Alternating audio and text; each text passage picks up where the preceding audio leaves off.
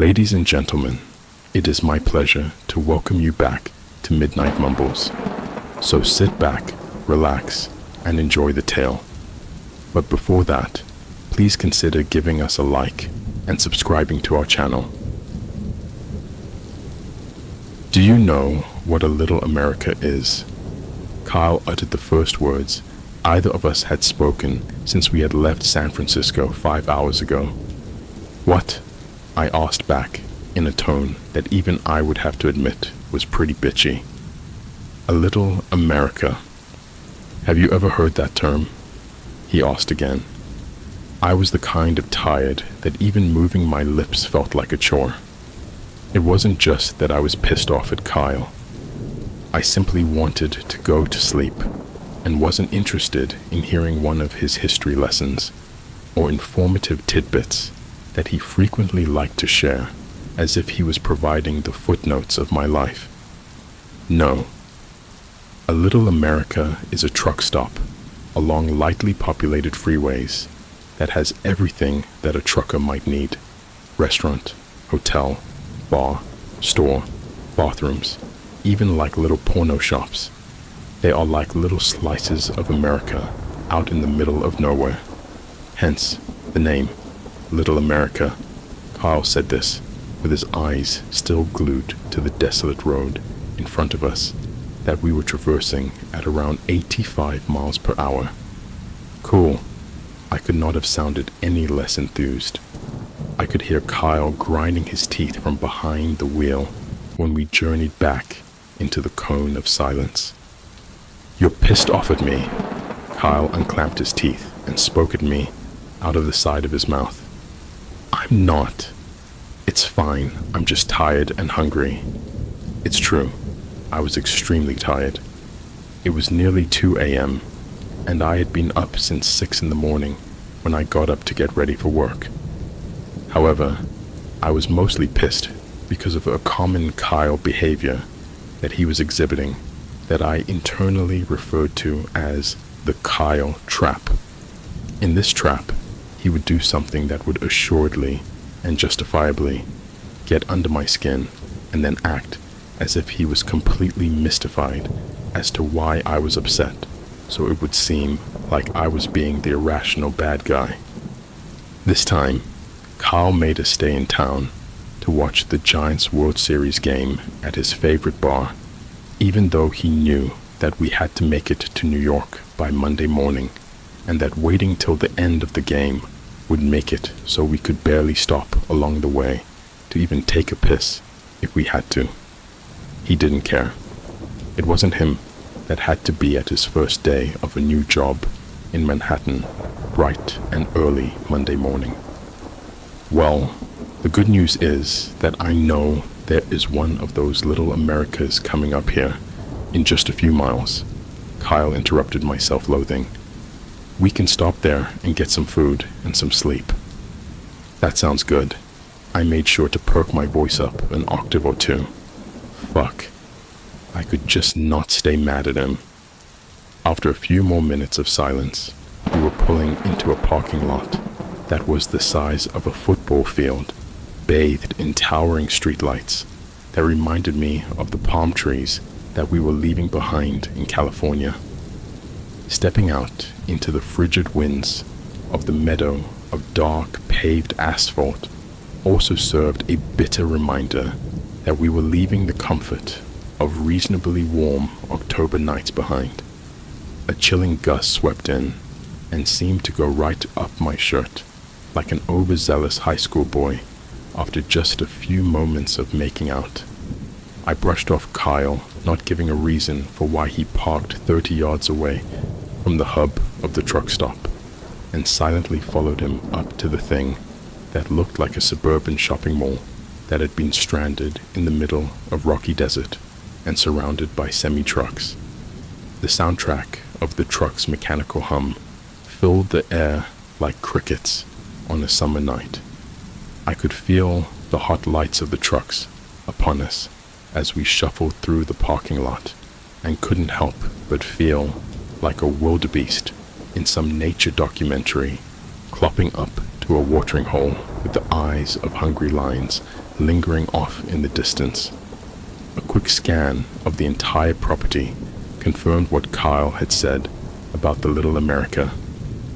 The heart of the facility was a conglomerate of a building that advertised a diner, a motel, an internet cafe, luxury bathrooms, showers, a convenience store, and a bar.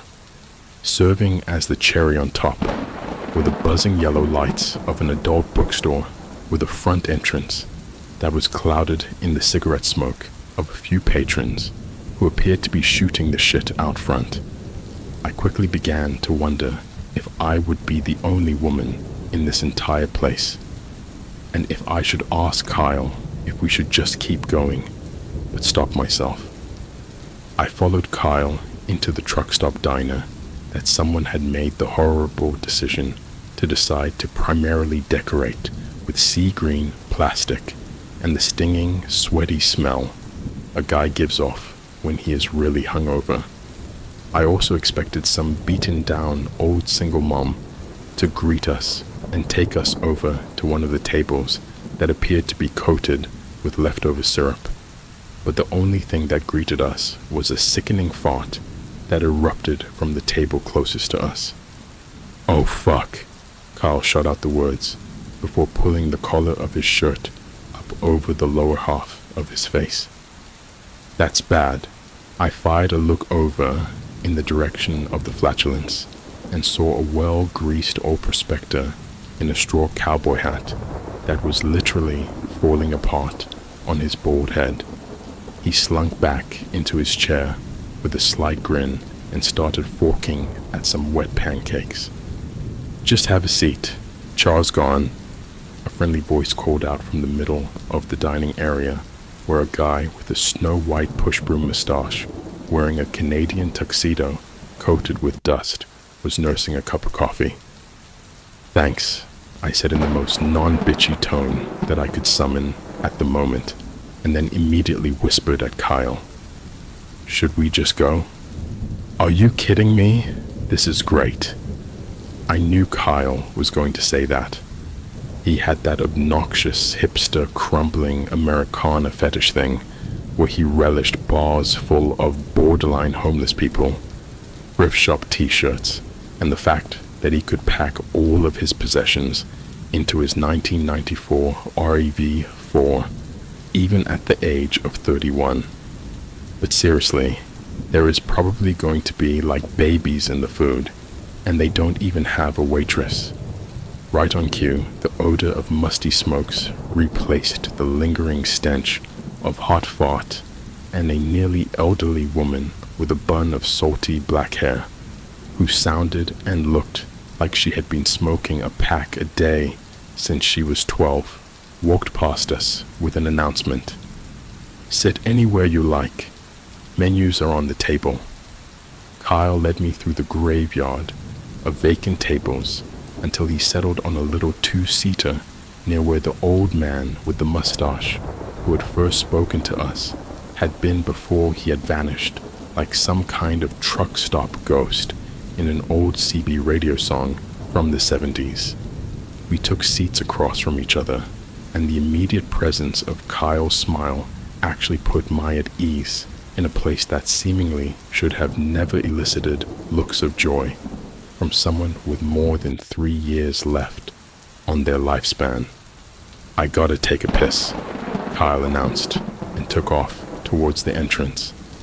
I numbly scanned the laminated menu with razor-sharp corners as soon as Kyle left, while being mad at myself for leaving my phone in the car. The waitress returned as soon as I had mentally made my decision and filled both of the mugs on the table without asking if I wanted any. "On the house after midnight," the waitress jingled. Much to my surprise, she then plopped down in the chair that Kyle had been sitting in and started playing with her bun. "I bet you're glad to see another woman in this place." "I sure am," the waitress started in. I let out a nervous chuckle. "Yeah, I guess," I agreed, and started furiously spinning the menu in circles on the table. The waitress started talking again, but I was mostly blocking her out.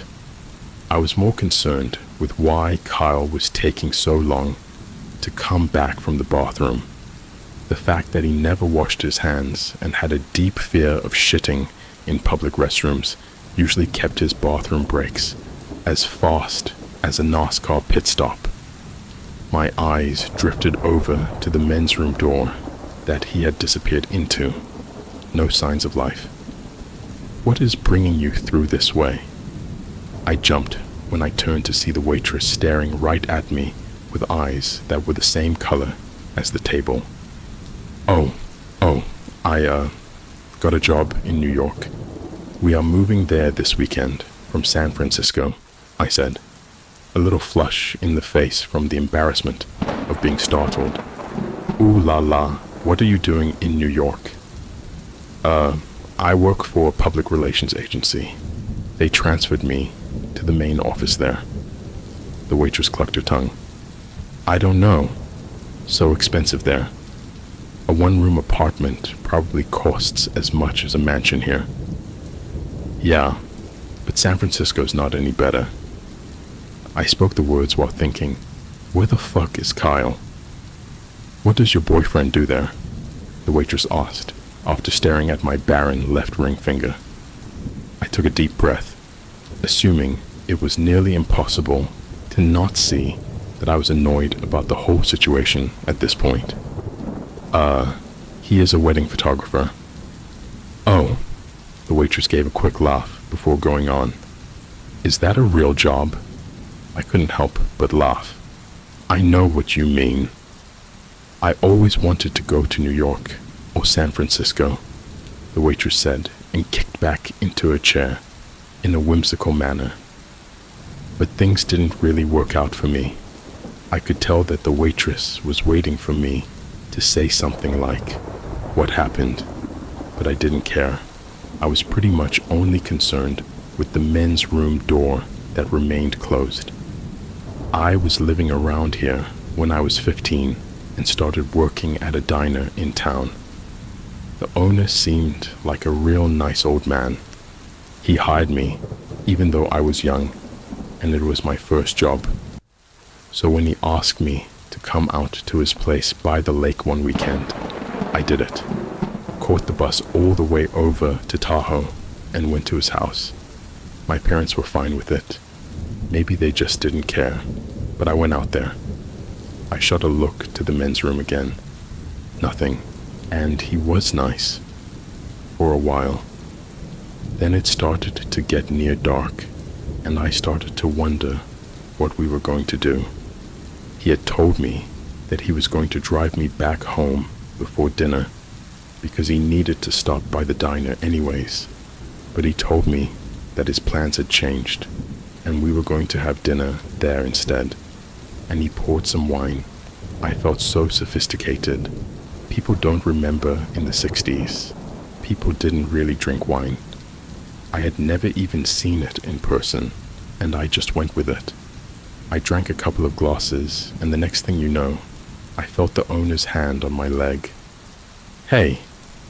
I had never been happier to hear Carl's voice. He strolled up to the table with the old-timer who had greeted us earlier behind him, wearing a huge smile. Sorry about that. Got to chatting with Don here in the bathroom about the area, and we lost track of time. Kyle shot me a smile, just as big as the one that Dawn was beaming, and the waitress hurried to her feet, looking rather embarrassed, while quietly apologizing. The rest of our experience in there was fast and easy. We had about 30 seconds of friendly small talk with Don, and then he left. The waitress took our order, 2 pancake plates. Kyle and I talked about the logistics of our drive from there. We ate, paid in cash, so we could get the hell out of there as soon as possible, and went out to our car. Everything would change when we got to the car. I had never felt the kind of chill that wrapped over me when we walked up to Kyle's dirty white RAV4 to see every single door wide open. What the fuck? The words just fell out of my already open mouth, and we sprinted the rest of the way to the car. Kyle got there first and immediately started spouting assurances. Everything's here. They didn't take anything. I followed Kyle's lead of rifling through the inside of the SUV that was jammed packed with his belongings and quickly conceded that he was right until I looked in the cup holder of the center console where my brand new iPhone had been. "You gotta be fucking kidding me," I screamed and smashed my hand upon the hard plastic of the center console, effectively tearing up my soft knuckles. "They just took your phone?" "Yeah, I'm sure they knew that your shit isn't worth anything," I fired back. "How the fuck are we even going to get there now without navigation?" I went on with the thought of Kyle's navigationless ancient flip phone searing into my soul. We were going to get fucking lost in America because he thought it was cool to have a phone from 2006, because he didn't need all of the fancy bells and whistles of a smartphone. Kyle shook his head and jumped into the driver's seat, and I collapsed into the passenger seat like a lumpy bag of bones. I felt his arm reach over across the console and fall limply upon my back, and then softly begin to pet. "I'm sorry."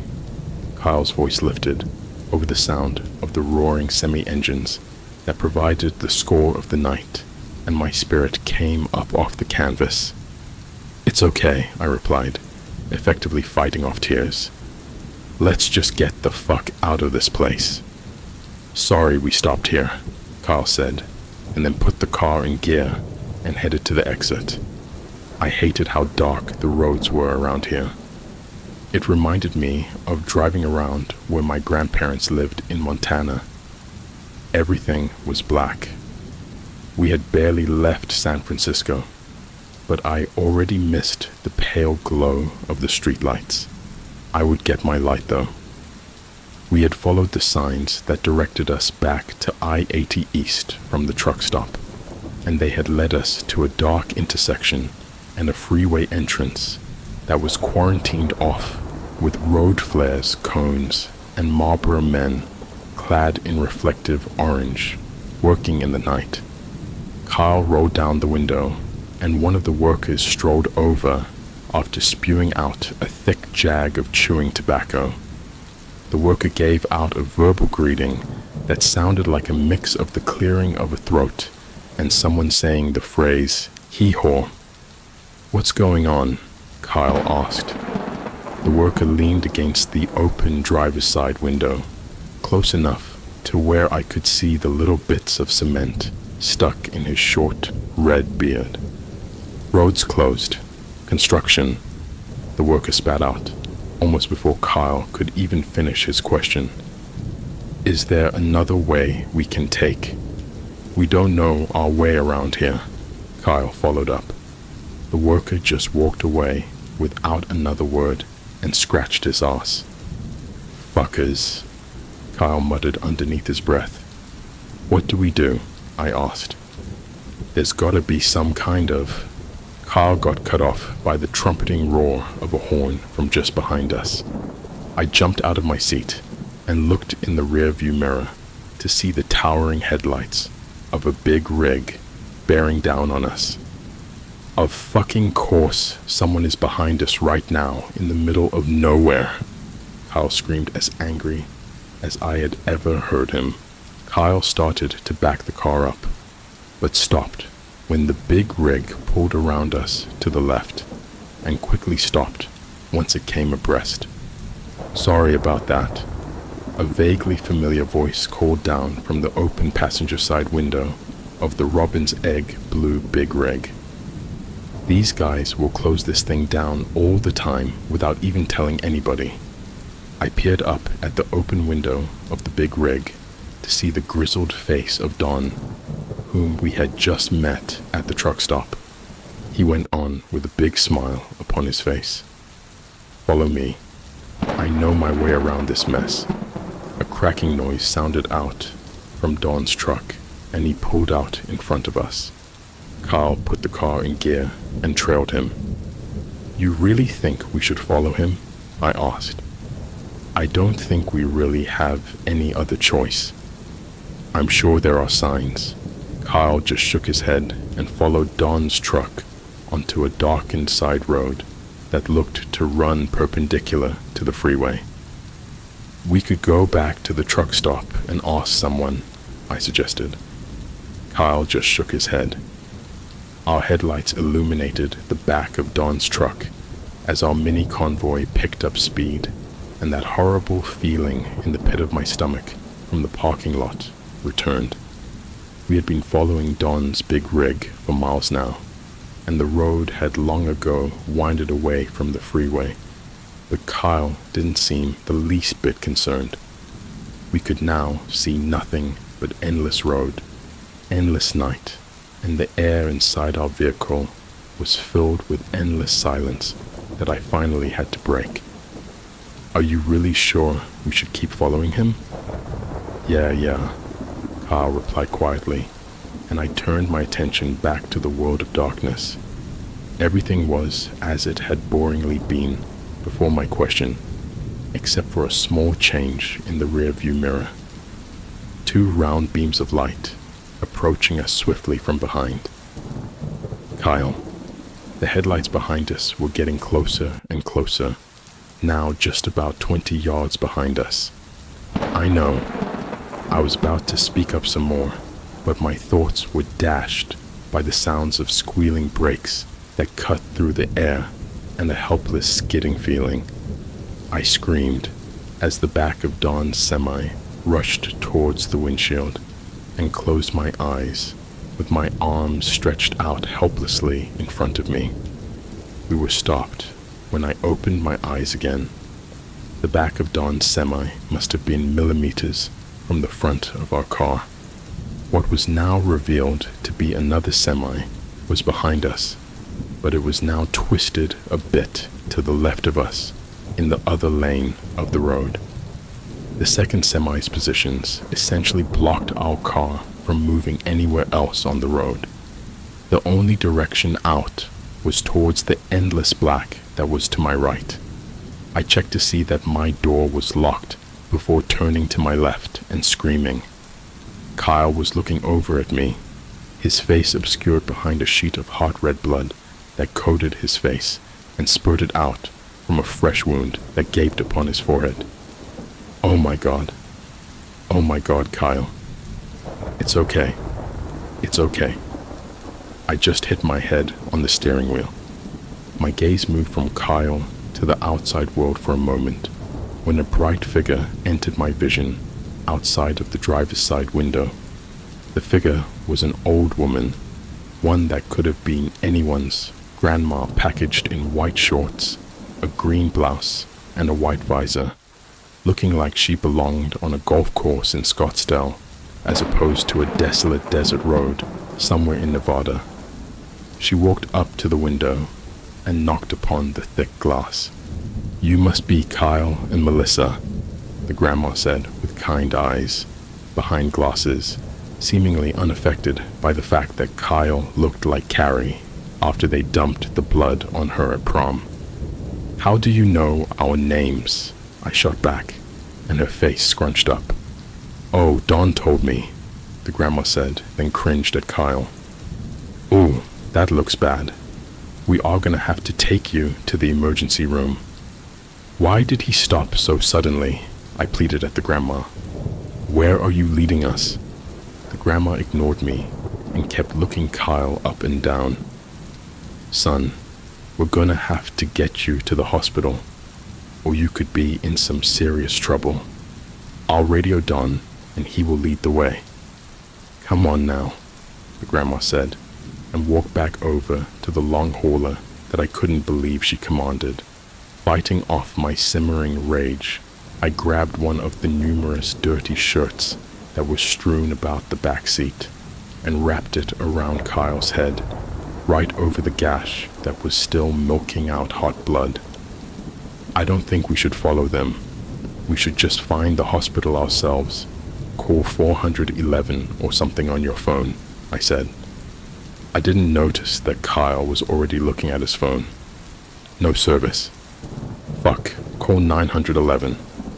I'm not calling 911.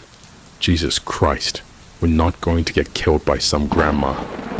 When was the last time you heard of a 70-year-old female serial killer? I sat there in silence, the full weight of how stupid this all seemed hitting home when Kyle spelled it out like that. Kyle put the car into gear, but something was clearly off with it. Even I could tell, and I didn't know shit about cars. The whole vehicle seemed to react as if we ran over a boulder every few feet that it rolled. Shit, I think we have a flat tire, Kyle exhaled with every word, and Don emerged from his big rig. Don shuffled up to the driver's window with a huge dip of chaw bulging his jaw and started talking before Kyle even got the window all the way rolled down. Fucking A, you got a flat tire. Unless you got a spare, we can either roll that thing up into my hauler, I got room, or you can just ride with Darla to the spittle, Don said. And that's not a typo. That's how he pronounced hospital. Do we have a spare tire? I frantically asked Kyle. We did. I sold it, Kyle dribbled back. Well, y'all wanna hop in with Darla then? Don asked. I started gnashing my teeth before I even heard Kyle agree, but it didn't matter. We had no real other choice. Kyle actually could maybe bleed to death if we didn't get him some attention soon. I followed Kyle out of the car and over to the passenger side door of Darla's rig. The truck gave out a heavy gasp, and then the door swung out mechanically, like the door of a school bus, revealing Darla sitting there behind the wheel looking like Large Marge. Pretty nifty, ain't it? Darla said. Kyle agreed verbally. I just kind of gave a half nod when we stepped up into the rig. You two can hang out in the sleeper cab if you would rather stay together than try and share the front seat up here, Darla announced. The two of us piled into the darkness of Darla's sleeper cab that reminded me a bit of the RV that my best friend's family used when I would camp with them while growing up. The thing even had the musty, outdoorsy smell that I remembered. Kyle and I found a seat on a futon-style cushy couch in the back of the thing, far from Darla, who was whistling vaguely familiar old show tunes and captaining the rig out onto the road. It seemed weird, but maybe that familiar smell had soothed my nerves. I felt a little bit at ease. I was about to say something to Kyle, but was interrupted when Don's country drawl crackled over the radio up by Darla's perch. She reached over and cranked the volume once his gravelly voice came over the waves.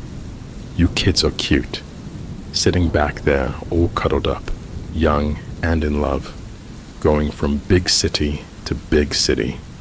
Don's voice let out a deep exhale, creating a lengthy pause. That's why this is going to be so hard, you see. You're probably expecting me to start in on some Bible-thumping diatribe or some speech about how you city pricks are ruining our lives, but that's not why we are doing this. We are doing this because it's just what we like to do. It's an impulse, and one that I don't know where it comes from. That's all. Over and out. Without any hesitation, I sprung up to my feet before Don had even finished and ran towards the cab of the truck where Darla was driving. In a flash, I was in the light of the cabin, just over Darla's shoulder, ready to lunge, when I heard Don's voice crackle back over the radio.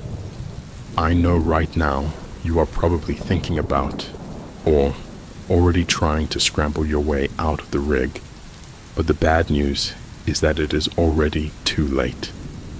You don't realize it, but we have a friend back there with you.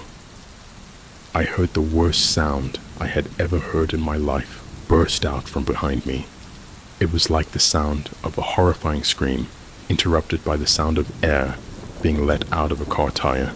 I looked back for just a moment to see Kyle wrapped up like a python's prey by a figure that looked like the color black, formed into a human body. I could barely even tell what I was looking at was Kyle. His neck was being snapped back and filleted with a thick knife that shimmered in the hints of light that leaked into the sleeper cab, his blood gushing down onto his plain white t-shirt that had already been turned a Kool-Aid red. My body didn't connect with my brain. I moved in one snap. I dove upon Darla behind the steering wheel, slipping the powerful wheel from her grasp, sending the entire vehicle into a shudder. I didn't even look to where we were going. I just looked to my hands, numbly wrapped around the old woman's neck, and the look of pure terror in her eyes. I could hear the sounds of Dawn freaking out on the radio as Darla slipped out of the chair and the truck pitched to the left, throwing both of us against the door.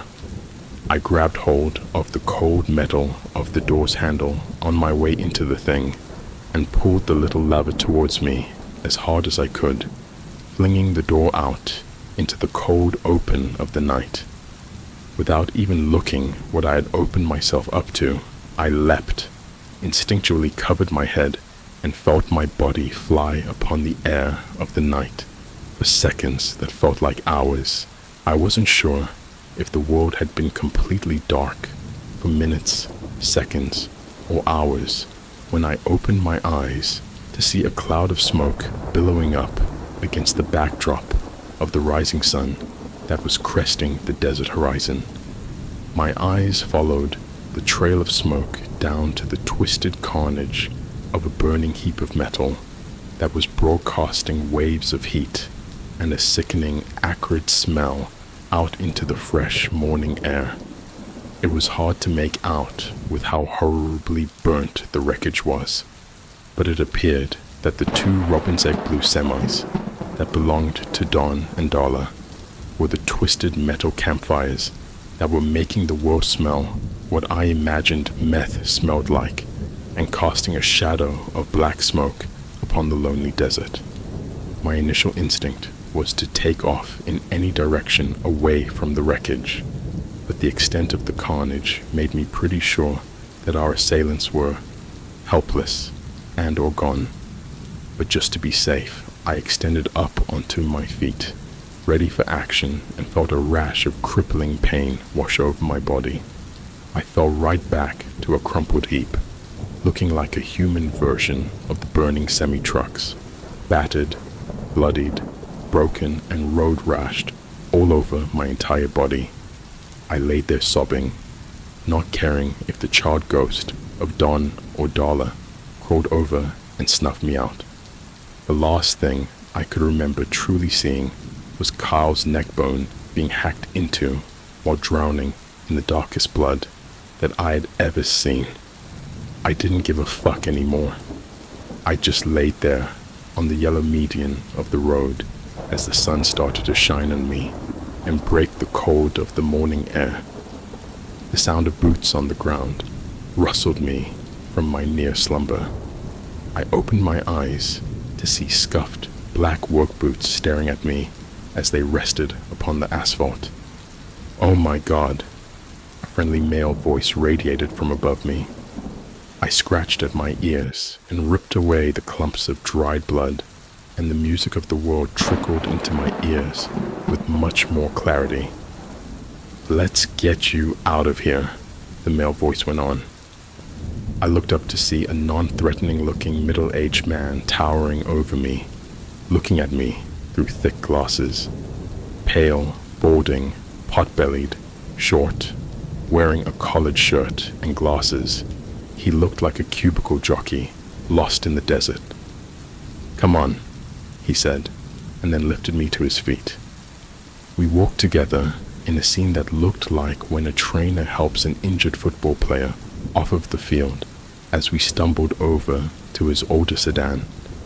I felt the weight of the world slink off of me when I sat down in the soft caress of his passenger seat. I could barely stay awake, hearing him start the engine, put the car in gear, and start driving down the road. It was simply nearly impossible for me to keep my eyes open. The last thing I could remember hearing was a familiar sound, familiar enough to where I wanted to open my eyes, but couldn't.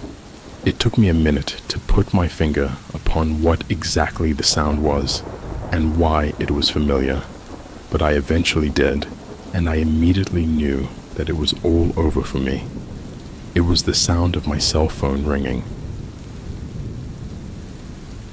The drive to Morford's Christmas tree farm felt like it took forever. This was a good thing. When I finally arrived at the farm, I felt as if I had been transported into another dimension. The last time I had seen the world, it was a rain-slicked, suburban ant colony of civilization, and now I was looking at a snow-coated woodsy little tree farm, which looked like it belonged in a snow globe your grandma would keep in the room she used for entertaining during the holidays. Walking through the farm, I noticed the snow beneath my feet had been there so long it was crisp and almost slippery beneath my shoes until I stepped up onto the dried out wood of the front porch of a small cabin at the back of the property. I opened up the front door and laid my eyes upon the interior of a rustic, one-bedroom domicile, complete with a fireplace, a prominently displayed mounted shotgun, and a faded deer head plastered to the wall. This was my home for the foreseeable future. Tucked into the base of Mount Baker, Morford's Christmas tree farm was a handful of acres of spruce trees, progressing through various states of growth until next December, when happy families will come to harvest the most elderly specimens with hacksaws and Christmas spirit. Until then, I was going to hole up in the farm's efficiency cabin and hide out from the hideous nightmare I created down in the lower elevations of the real world. I never intended to become an outlaw. I've never even been arrested, never done a drug other than marijuana. Honestly, never even driven when I had too much to drink. I really can't believe all of this happened. It all started when I agreed to help out an old friend from high school, Trevor. Trevor was one of those people who never really even gave you a choice of whether or not you would be his friend.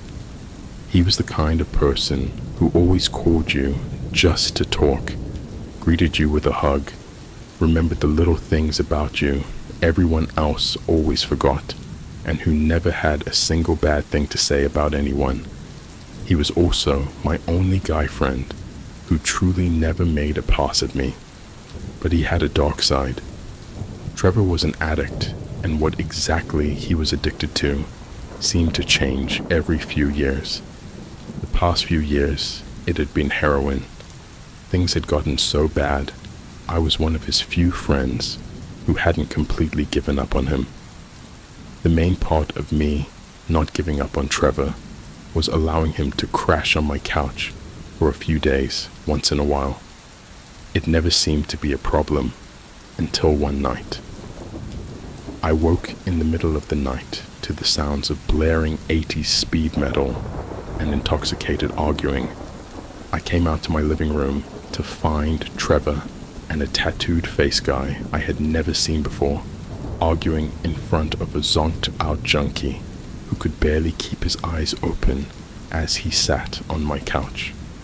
I couldn't hear what they were arguing about over the heavy, distorted guitars pounding out my speakers, but it was clearly heated and quickly led to a shoving match. I screamed at the two men, but they didn't stop until the tattoo-faced stranger Trevor to the carpet, just as a furious song came to a close.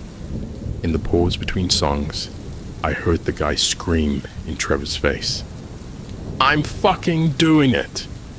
The guy jumped up off of Trevor, walked over to the drooling junkie, pulled a gun and shot him right between the eyes.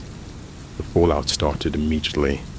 The tattoo-faced man, whose name I learned was D. St. John, disposed of the body and started cleaning my house, but informed me we were all fucked while he did it.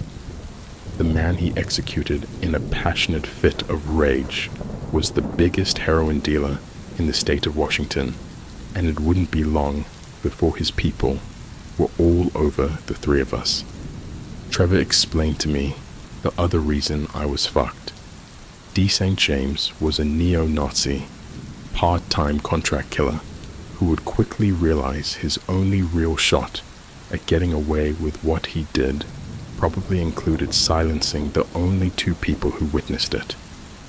Our only chance was to bolt before D finished cleaning. Now, you are probably wondering right now why I didn't just go to the police. I must now admit I haven't been entirely honest thus far. I'm not entirely innocent. One of the reasons I had not given up on Trevor was because his friendship was incredibly lucrative to me.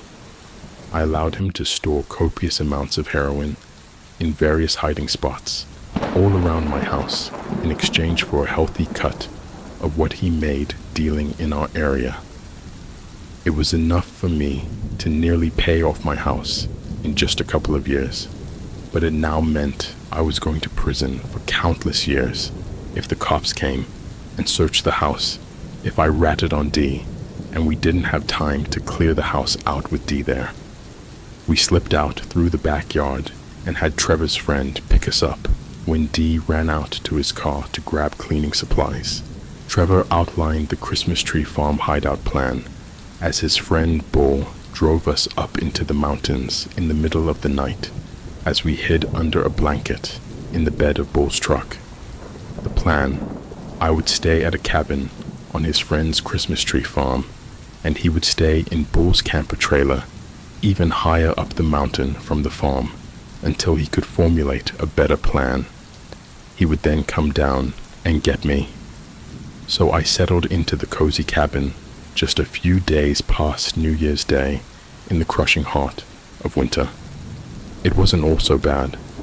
The cabin had a TV and DVD player and endless CD cases filled with burned DVDs of seemingly every movie released in the past 30 years. For someone as exquisitely lazy as myself, being able to binge on movies, eat the cabin stockpile of processed foods, and sleep as long as I wanted to each day was actually kind of nice. The only real downside was having to brave the cold every few days to gather fresh firewood and the outhouse. There was no bathroom in the cabin, just a drafty wooden hut behind it with a wooden box of a toilet perched over a dirty hole.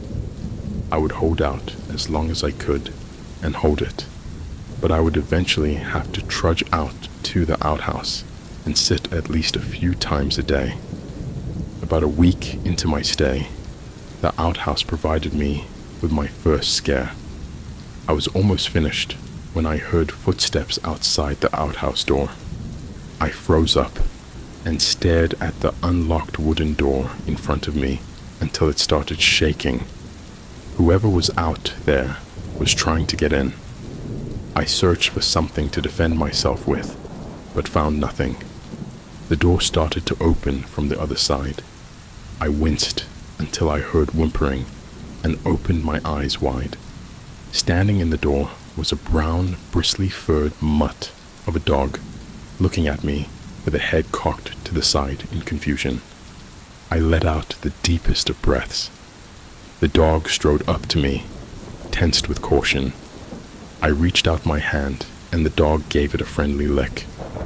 I interrupted the dog's eating of my old microwave macaroni and cheese to check its raggedy collar. The dog's name was Jimmy, and he came from an address in the town of Glacier, the village of about 200 that was up the hill from the farm. I didn't know what to do.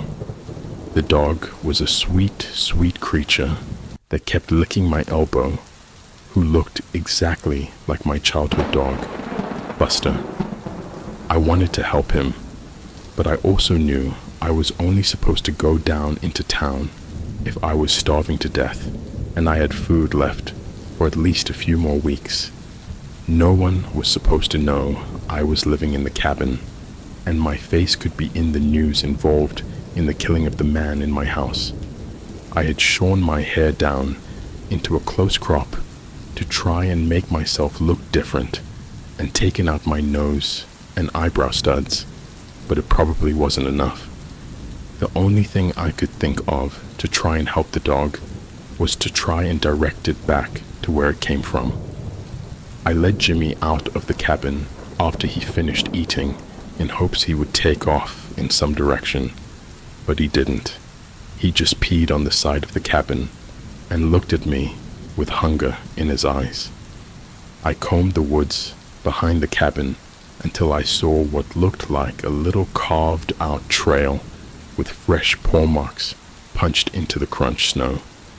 I whistled at the dog until he came and followed me down to the trail. The fresh paws continued deep into the forest until it was nearly dark all around me beneath the cover of the tall trees. I considered turning around, but Jimmy stopped every time I did and just looked at me. I pressed on. After a couple more minutes of swift walking, a clearing started to appear in the distance ahead. A few more steps revealed the clearing was carved out by a large square cabin, the lights inside it on, creating a glow in the dark of the woods. I stopped at a safe distance from the house and thankfully watched Jimmy trot past me. He got to the end of the trail, which was at the edge of the woods, where the cabin's backyard started, and turned back to me. "Go, go, go," I whispered to him.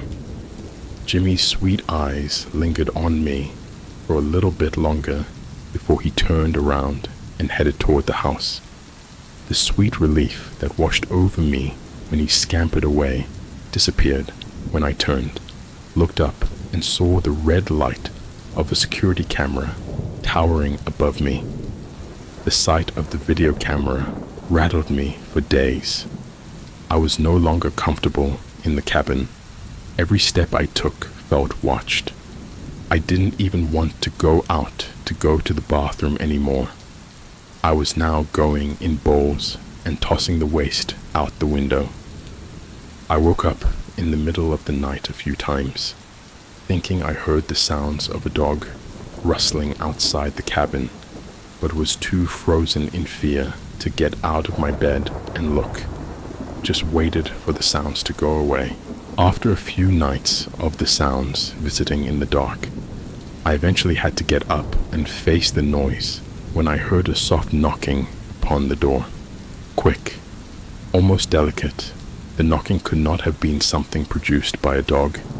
I shivered from my fear, and not the cold when I got up out of my sea of blankets to place my ear upon the door. "Hello?" My voice quivered. "Please, just let me in. I'm freezing."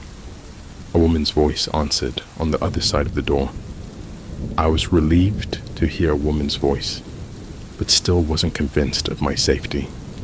My heart pounded, and my brain raced until I realized that if this woman really had sinister intentions and wanted in, she could easily get in whether or not I opened the door.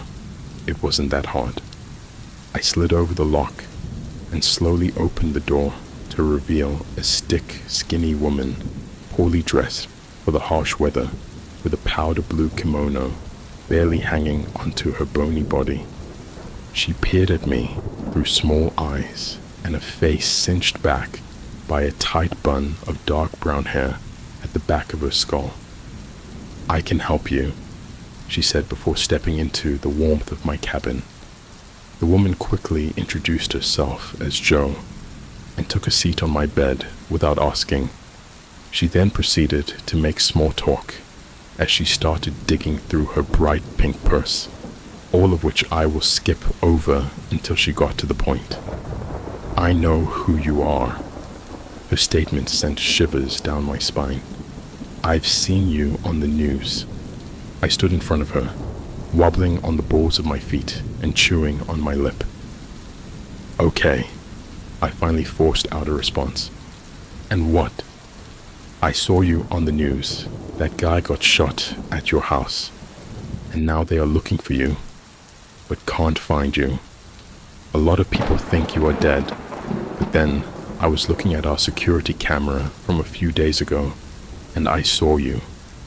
I saw you walk back with Jimmy. I couldn't believe it.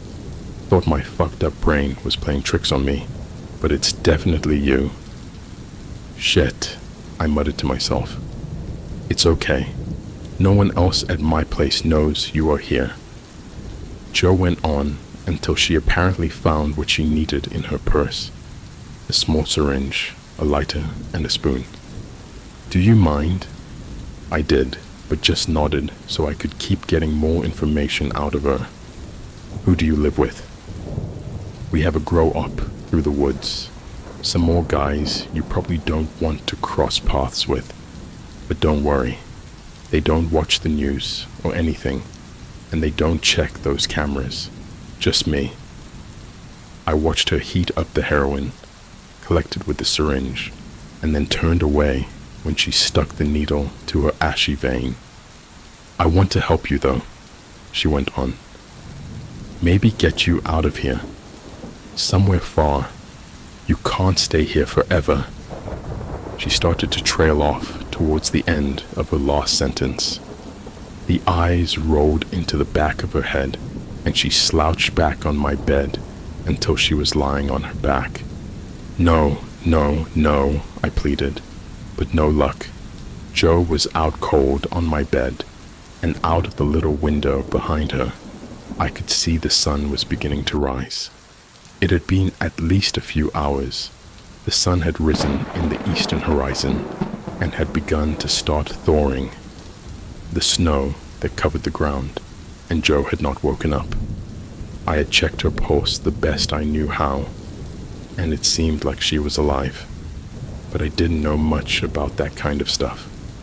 I spent the past few hours trying to figure out what to do, and had come up with exactly 0 strategies when I heard the intimidating purr of big diesel engine pull up in front of my cabin. I looked out the front window and saw a huge red pickup truck idling in the parking lot between the trees and my place. I went back to trying to revive Jo when there was a knock on the door, this one much heavier and pounding. "Hi, Morford's Christmas Tree Farm," I said through the door. There was a long pause on the other side before a gruff guy's voice came through. "Hi, I'm looking for a Christmas tree." I had almost forgot where I was until I heard the question. Trevor told me if anyone showed up with any questions or needs to play the part of the off-season caretaker, and I tried to BS as much as I could to not draw attention. With that in mind, I threw a blanket over Jo's comatose body, threw on some pants and a jacket, and stepped outside. I was greeted by a man that was about 75% beard, with a jaw swollen with a heavy dip of chewing tobacco. He looked down at me with dark eyes shaded by a filthy black baseball cap. "Just need some help picking out a tree," he said while avoiding eye contact. Luckily, I had searched the farm enough to know the biggest trees were in the far northwest corner of the farm, but not so lucky that was the most concealed area. If this guy had any bad intentions, the northwest corner would be the best place to execute them. Nevertheless, I figured I needed to do it. I pointed in the northwest direction. "Best trees are over there. You can follow me." I started to trudge in that direction, while wondering why the fuck anyone would need a Christmas tree in January, but stopped when he spoke up. "I reckon we will need something to cut the tree down with," the man said from behind me. "Oh yes, yes," I frantically shot back and ran back to the side of the cabin to grab a rusty hacksaw. The man said nothing during our entire walk to the northwest corner, just spit a few times. "These are our best trees," I announced when we reached the corner and handed him the hacksaw with a shaking fist. "Take your pick." I bit down hard upon the inside of my lip as he stalked the trees before picking a slightly lopsided one to execute with swift, violent whips of the saw, looking like a furious violinist. However, it wasn't those mad saws that stoked my fear. When I watched, it was what his movements revealed on his lower neck. A tattoo I had seen before. A tattoo I remember I saw on Dee's neck. It was a cow's skull with eerie, burning green eyes. I watched the unnamed man toss his tree into the back of his truck like it was a deer carcass, nod and drive away without a word. A cold wind whipped down the farm and up my jacket before I walked back to the cabin. That cow skull tattoo seared on my mind. The cold the wind had shot upon my bare skin got much worse when I turned back to see the cabin door wide open, flapping in the wind. I sprinted as fast as I could to the door and looked in to see my bed empty again. No sign of Joe. The nights grew long. I could barely sleep. Every sound outside my door made me assume that the man with the tattoo was coming back to finish the job. I barely got out from underneath my blanket anymore. Barely ate or changed movies. Just laid in fear. Maybe I was getting cabin fever. After a few nights of this, I could barely function anymore. And to make matters worse, a snowstorm had moved in. As a child, I would have looked out the window and watched the fat flakes of snow sift down from the heavens and stick to the ground with wonder. But now, I just felt even more trapped. I could see the snow drift stacking up against the door of the cabin out the front window. I checked the door again to see how high it had reached, but only focused on it for a second because something else in the horizon caught my eye. The little dark dot of a human figure walking up the snowy road that led to the cabin. Just a little dot of a black jacket, hat, and snow pants racing against the wind and staggering through the high snow. My eyes remained as it got closer and closer. I thought about running, but remained as the face of the person in the snow started to come into focus, now just about 10 yards from the door. It was Trevor. I opened the door and called to him until he barreled through the opening into the warmth of the cabin, taking a cold, wet coating of snow and ice with him. He collapsed on the floor with his back facing me. I could hear him fighting for air. I dove to the floor and flipped Trevor over to reveal why he was having so much trouble breathing. Trevor's face was coated in blood, the slow trickling stream of red coming from a hideous gash that went across his neck. I looked down into his horrified eyes to see him blink one last time and then go limp. I had to leave. I headed right back out the door and into the unforgiving snowstorm. Once outside in the snow, it felt almost as if the moon had turned into a strobe light. The rapid falling of the snow all around me in the moonlight seemed to make everything I saw that was moving move in slow motion. I sprinted around the cabin as fast as I could, headed to the trees, figuring heading to Joe's house was the best idea. I could still kind of see the trail the dog and I had taken that day, and followed it, twisting through the trees until I came to a point where the canopy of trees opened up above and the trail was concealed by fresh snow. There was a new path below my feet though, and it was not muddy and dark like the other one. This was hot, red, and vibrant in the frozen world all around me. It was a slogged trickle of blood that gained volume as it led away from me until it led to a tree off to my right. where I could see the body of a woman slumped up against its base. It was Joe, dead and frozen. I screamed, but cut it off, realizing the last thing I might want to do at this point was draw attention to myself. But it was too late. What I thought was a simple mound of snow on the ground just to my left erupted into the dark outline of a large man. He shook the snow off of himself and lunged at me. I twisted away and ran off blindly into the snowy woods. I ran and ran without looking back until I was out of breath and staggering with drool running out of my mouth like I was a thirsty Saint Bernard. Finally, on empty, I fell to my knees in the snow and scanned the world around me. I was deep in the woods, but I saw no other signs of life, at least. The sigh of relief I let out felt even better when I saw a little building off in the near distance. I mustered up my last reserves of energy and galloped to it.